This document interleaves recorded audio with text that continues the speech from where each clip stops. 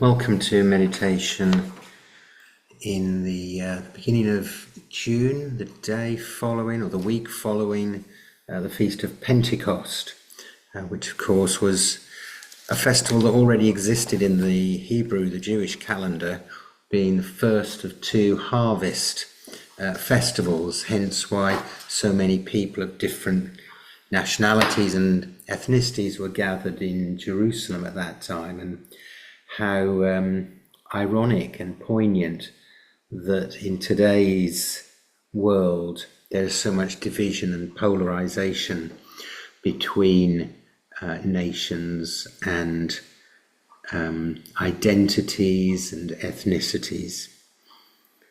All too easy today to justify fear-filled and hateful thoughts. Perhaps we're no longer able to control those passions of anger, envy, greed.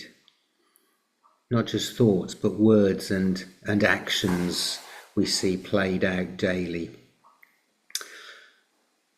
Yet we are projecting our anxiety and we're misdiagnosing the real problem, the real evil, which is that it's not the other, but ourselves who have these passions, these thoughts that translate to words and actions. Because it's the ego, isn't it? And the over-defended ego always sees, hates, and attacks even in other people its own faults, those parts of ourselves that we struggle to acknowledge. It's this deep attachment to our small self that leads to our self-delusion. Most of us do not see things as they are. We see things as we are. Hence why the psychologist Carl Jung, who coined the term the shadow, suggested that we need a fundamental change of attitude. We need to look ourselves squarely in the eyes. And so in this time, this place, we focus on ourself. To see, to be aware of ourselves.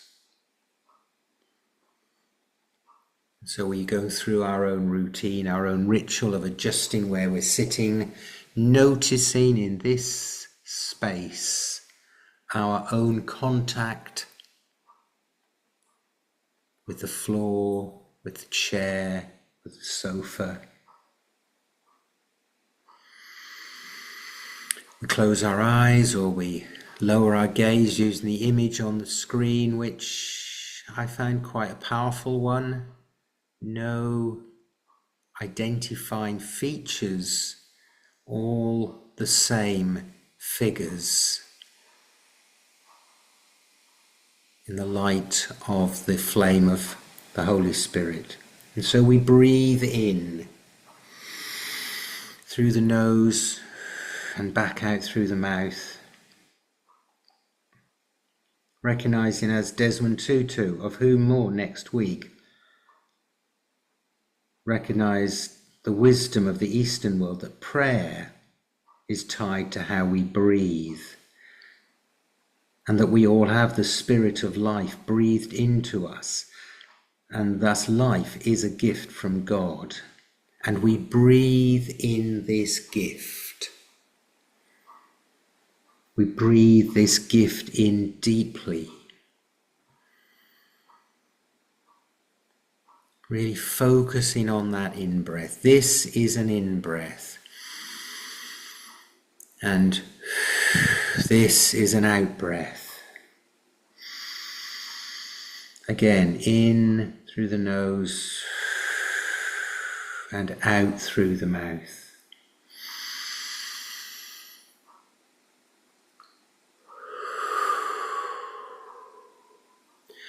Us breathing in as if we're thirsty for this breath, enjoying that intake, that ingesting of the breath, and then with relief and satisfaction and thankfulness, we breathe out. settling into a rhythm of deeper in and out, saying to ourselves, in breath and out breath.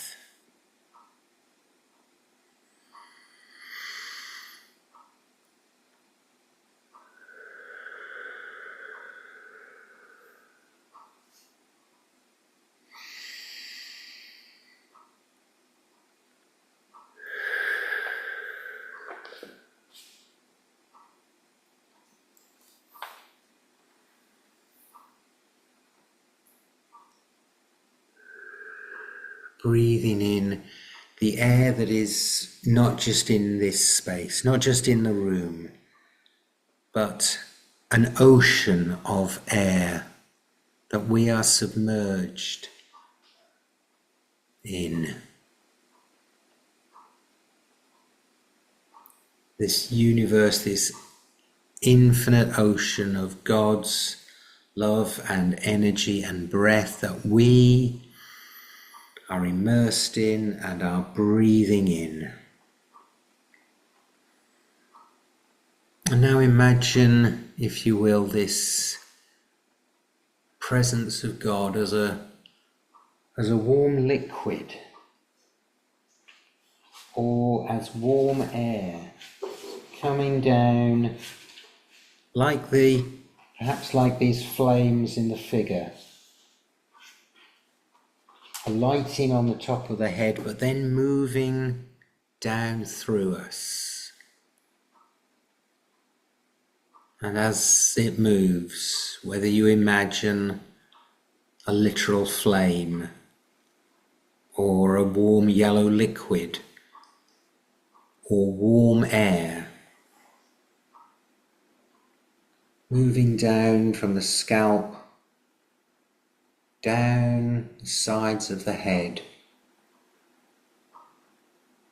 the ears, the eyes, the back of the eyes, the nose, the mouth, the tongue, the lips, the chin, flowing through and relaxing as it goes, the neck, the throat,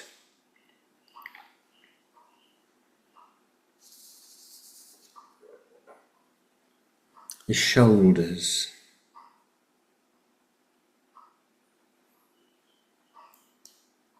the chest cavity, the belly, and the lower abdomen. And then from the back, between the shoulder blades, down the spine, lower back, pelvis and hips. And then down the legs, both left and right, the thighs, down to the knees, the muscles around the kneecaps, down the calves, the shins, to the ankles,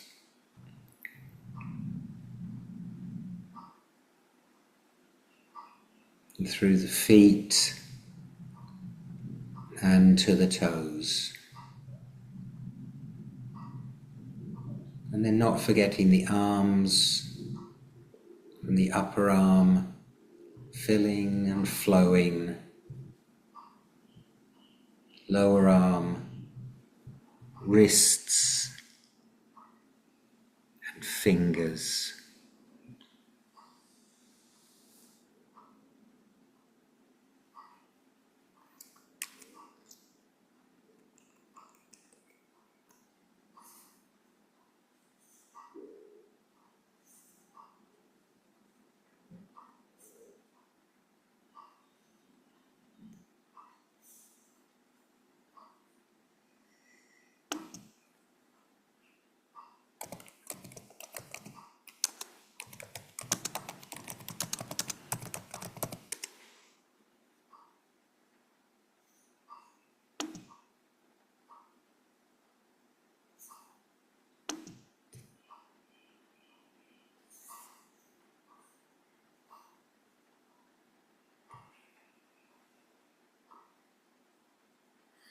Coming back to Carl Jung, as you continue to breathe in this filled, warm, relaxed state,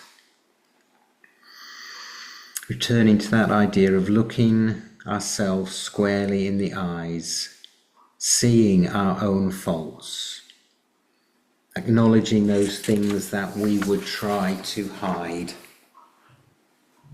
He says, he wrote, "The individual who wishes to have an answer to the problem of evil has need, first and foremost, of self-knowledge. That is, the utmost possible knowledge of their own wholeness.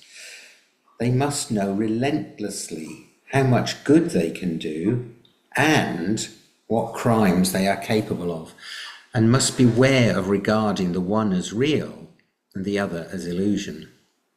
Both are elements within their nature, and both are bound to come to light in them, should they wish, as they ought, should they wish to live without self-deception or self-delusion."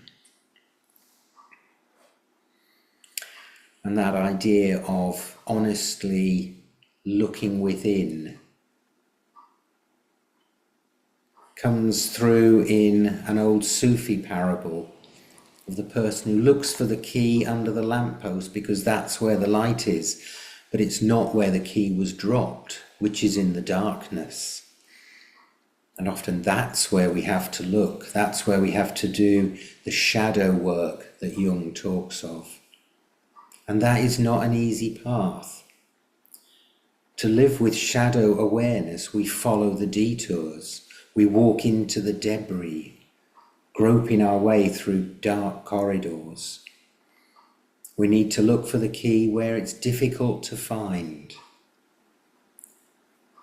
That self-examination asks us to turn in that direction. It asks us to stop blaming others. So much of that today, such a trademark of the populist politician. It asks us to take responsibility. My goodness, there's so little of this in higher ranks of corporate or political life.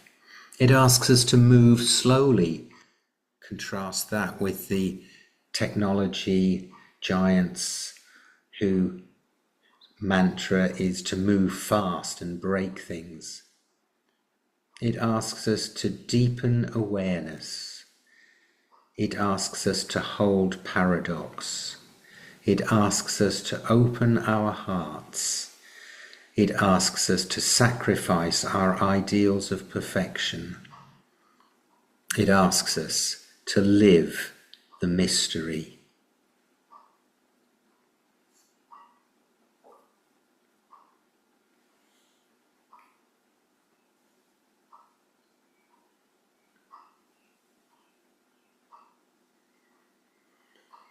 And further, a modern take on this. Letters to the parts of me I have tried to exile.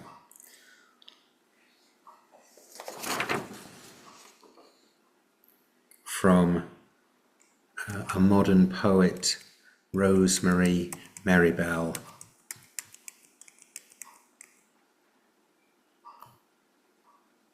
I'm sorry. I thought banishing you was the way to become better, more perfect, more good, more free. The irony, I thought if I cut you off and cast you out, if I built the walls high enough, then the parts left would be more whole. As if the sweet orange doesn't need the toughened rind, the bitter seed. As if the forest doesn't need the blue fury of fire. But it didn't work, did it, the exile? You were always here, jangling the hinges, banging at the door, whispering through the cracks. Left to myself, I wouldn't have known to take down the walls, nor would I have had the strength to do so. That act was grace, disguised as disaster. But now that the walls are rubble, it is also grace that teaches me to want to embrace you, grace that guides me to be gentle, even with the part of me that would still try to exile any other part. It is grace that invites me to name all parts beloved. How honest it all is, how human. I promise to keep learning how to know you as my own, to practice opening to what at first feels unwanted, meet it with understanding, trust all belongs, welcome you home. And so we move to our longer silence, perhaps taking some words from that poem. It is grace that invites me to name all parts beloved. Or to practice opening to what at first feels unwanted. Or maybe we have other ways of practicing self-awareness. Or maybe just use the silence to be aware of thoughts and allow them to settle. We'll go with music from Salt of the Sound. Closer to heaven, away, far from it all. An ocean of hearts crying out to see you more. Take me closer to heaven, far from it all. An ocean of hearts crying out to see you more.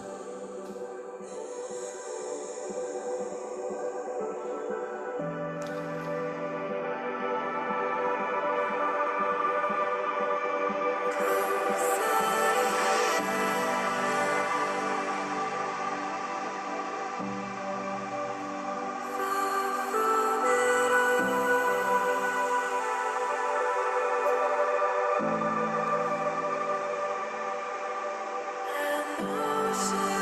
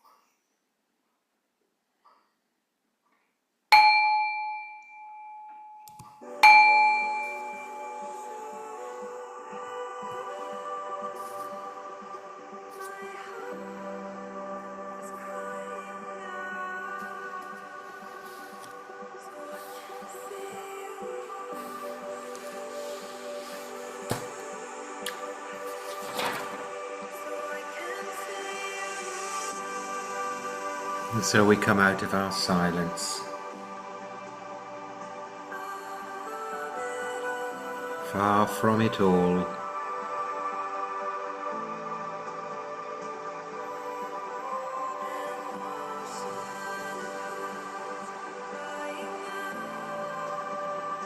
an ocean of hearts crying out to see you more.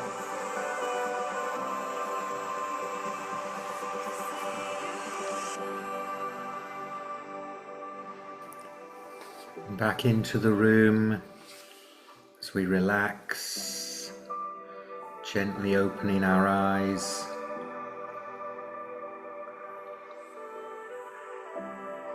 And some closing words from Brother Roger, returning to the idea of the Spirit and the ocean that is God. And the Holy Spirit always opens a way forward, the way which consists in casting ourselves into God as into the depths. And astonishment arises. These depths are not an abyss of darkness. They are God-fathomless depths of compassion and innocence.